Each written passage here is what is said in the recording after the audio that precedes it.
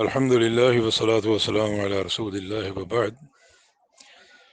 جی عمران بھائی کیسے ہیں آپ؟ ٹھیک ہیں؟ سب خیریت ہے؟ یہ آپ کا میسج ملا ایک بھائی کی طرف سے،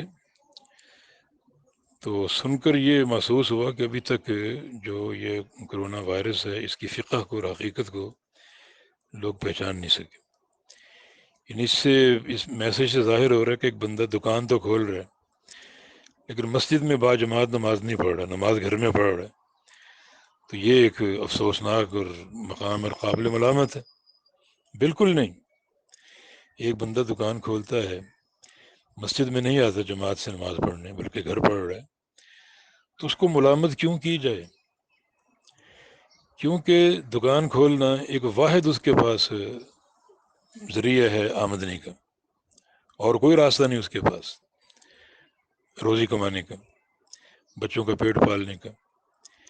لیکن مسجد کے تعلق سے ہماری پیاری شریعت نے اور راستے دیے ہیں ہمیں، وہاں اور آپشن موجود ہیں۔ ہم بنی اسرائیل نہیں ہیں کہ آپ نے لا محالہ نماز مسجد میں ادا کرنی۔ اللہ تعالیٰ نے اپنی اس امت محمدیہ علیہ الصلوۃ والسلام کو بڑی آسانیاں دیں۔ ان میں سے ایک تمیز یہ ہے کہ جہاں نماز کا وقت نماز پڑھ لو، اور نبی علیہ السلام کا فرمان ہے جعلت لی الارض مسجد و طہورا، کہ پوری زمین میرے لیے مسجد ہے اور طہور ہے، پاک جگہ ہے، پانی نہ ہو تیمم کر لیں اور نماز پڑھ لیں جہاں بھی نماز کا وقت ہو، اور باجماعت ہی پڑھیں گے۔ آپ اکیلے ہیں تو بھی اذان دے لیں، اقامت کہہ لیں اور نماز شروع کر دیں، اللہ تعالیٰ آپ کو آپ کی حرص پر آپ کو جماعت کا اجر دے گا۔ تو ہم اب تک اس فقہ کو نہیں پہچان سکے۔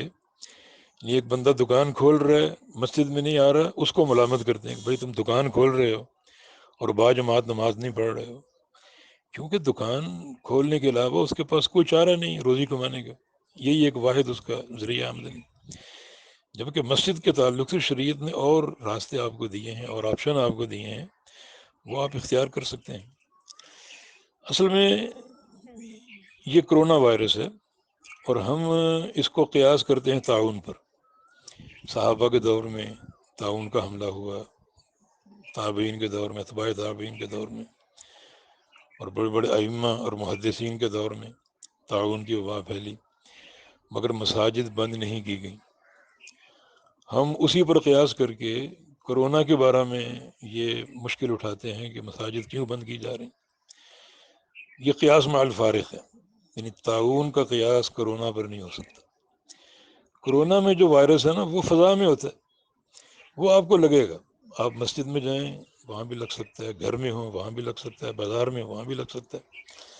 جب اس وائرس کی یہ حقیقت ہے تو مسجد بند کرنے کا معنی ہی نہیں ہے کوئی، بلکہ مسجد کھلنی چاہیے، لوگ زیادہ آئیں، باجماعت پڑھیں، یہ ہو سکتا ہے آخری وقت ہو، تضرع کریں، توبہ کریں اور اللہ تعالیٰ سے اجر کمائیں، حاصل کریں۔ لیکن یہ جو کرونا وائرس ہے اس کے لگنے کی دو صورتیں، یہ فضا میں نہیں، ایک صورت ہے احتکاک کی اور ایک ہے اختلاط کی۔ احتکاک کا معنی جسم کا مس ہونا، آپ نے کسی مریض سے مسافہ کر لیا یا معانقہ کر لیا، آپ کا جسم اس سے مس ہوا، ٹچ ہوا، تو آپ کو یہ وائرس لگ سکتا ہے۔ یا اس مریض کا ہاتھ کہیں لگا، اس نے دروازہ کھولا ہو، اس کے کنڈے کو چھوا ہے تو آپ نے وہیں ہاتھ رکھا تو آپ کو کرونا ہو سکتا ہے۔ اس نے مسجد کا باتھ روم استعمال کیا ہو، اس کی جو نل ہے اس کو ہاتھ لگایا ہو، اس کو لوٹے کو ہاتھ لگایا ہو، وضو کرنے کے لیے جو ٹوٹی اس کو ہاتھ لگایا ہو، اور آپ وہیں وضو کریں تو وہی یعنی جراثیم آپ تک منتقل ہوں گے، کرونا ہو سکتا ہے۔ یہ احتکاک کی شکلیں۔ اختلاط کی شکل یہ ہے کہ مریض ایک جگہ موجود ہے، آپ بھی اس کے قریب ہیں، وہ 2 فٹ کے فاصلے پر ہوں، 6 فٹ کے فاصلے پر ہوں، اور اگر اس مریض کو کھانسی آتی ہے یا اس کو چھینک آتی ہے، قوت کے ساتھ وہ چھینکتا ہے یا کھانستا ہے تو بڑی قوت سے جراثیم اس کے منہ سے خارج ہوتے ہیں، وہ آپ تک پہنچ سکتے ہیں۔ یہ اختلاط کی شکل ہے۔ یہ یعنی تعاون میں یہ چیز نہیں ہے، یہ صرف کرونا وائرس میں۔ جب کرونا کی وبا پھیلی ہو تو پھر آپ کو دیکھنا ہے کہ زیادہ اجتماعات کے مقامات کیا ہیں، تو آپ کو نظر آئے گا مارکیٹیں ہیں، بازار ہیں، اسکول ہیں، مدارس ہیں، پارکیں ہیں، شادی حال ہیں، مساجد ہیں جہاں لوگ جمع ہوتے ہیں، اور جمع ہونے والے بھی مبہم لوگ ہوتے ہیں، کسی کو آپ روک نہیں سکتے، کسی کو آپ پہچانتے نہیں ہیں یہ مریض ہے یہ صحت مند ہے۔ ہاں ایک ہی جگہ ہے آپ کے تحفظ کی، وہ آپ کا گھر ہے۔ گھر میں کون ہے؟ آپ کے بچے، آپ کی بیوی۔ گھر میں کوئی اجنبی آپ کی اجازت اور آپ کی مرضی کے بغیر داخل نہیں ہو سکتا، اس لیے گھر سب سے زیادہ تحفظ کا مقام ہے جہاں آپ محفوظ ہیں، کیونکہ آپ کو ہر بندے کا علم ہے، اپنے بچوں کا علم ہے، والدین کا علم ہے، بیوی کا علم ہے، ان کے ساتھ آپ بیٹھ سکتے ہیں، آپ باجماعت سنت کے مطابق صف بندی اختیار کر کے نماز پڑھ سکتے ہیں۔ تو ایک تو یہ قیاس درست نہیں ہے، وہ اور چیز ہے، یہ اور چیز ہے۔ تعاون میں مساجد بند کرنے کا نہ کوئی مقصد ہے نہ کوئی توجیہ ہے۔ یہاں توجیہ موجود ہے کیونکہ مساجد تجمع کی جگہ ہے، اور اگر کسی کرونا کے مریض نے کسی جگہ سجدہ کیا ہے، اس کو وہاں چھینک آ گئی، آپ بھی وہیں کھڑے ہو کے نماز پڑھ رہے ہیں، آپ نے بھی وہیں سجدہ کر لیا، تو وائرس آپ کو لگ سکتا ہے۔ حد الوسط احتیاط کی ضرورت ہے۔ تو بھائی ایک شخص اگر دکان کھول رہا ہے لیکن مسجد میں نہیں آ رہا، اس کو ملامت نہ کیجیے، کیونکہ اس کا یہ واحد ذریعہ ہے حصول رزق کا۔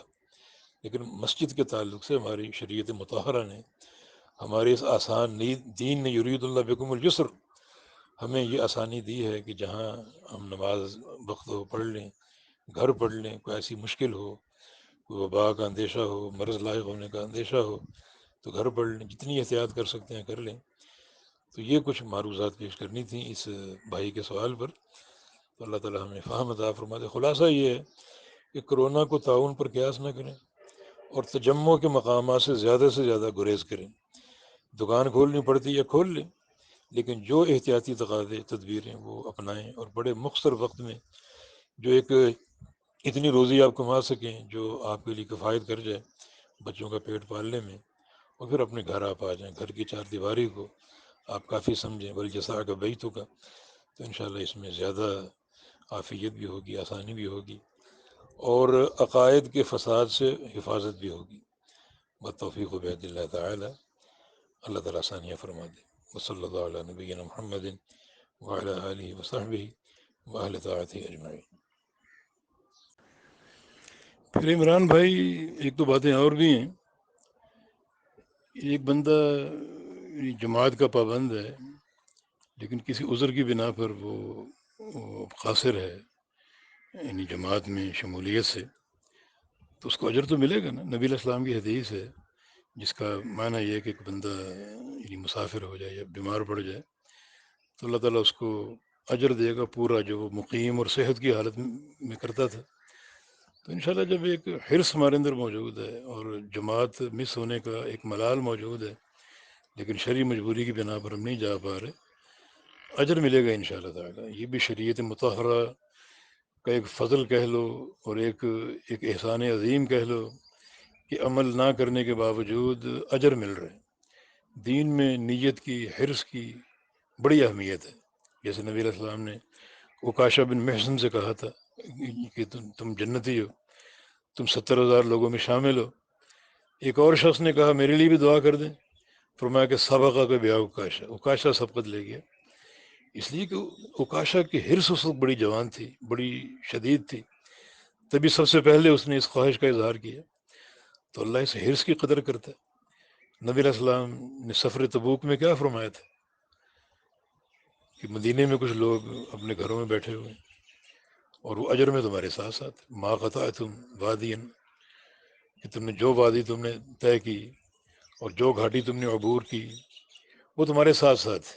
ان بالمنزل رجالا ما سرتم مسیرا ولا قطعتم وادیا الا وهم معکم، کہ تم جس راستے پر چلے، جس گھاٹی کو طے کیا، جس چوٹی کو سر کیا، وہ تمہارے ساتھ ساتھ تھے، حالانکہ گھروں میں بیٹھے ہوئے، اور گھروں میں بھی ایسے بیٹھے ہیں کہ اس وقت یعنی مدینے کے پھل پک چکے تھے، باغات تیار تھے، سائے میں بیٹھے ہیں، اپنی بیویوں کے ساتھ بیٹھے ہیں، پھل کھا رہے ہیں، اور تم یہ سفر اختیار کیے ہوئے ہو، بڑا مشکل اور کٹھن سفر، اور وہ تمہارے ساتھ ہیں، کیونکہ ان کو عذر نے روکا۔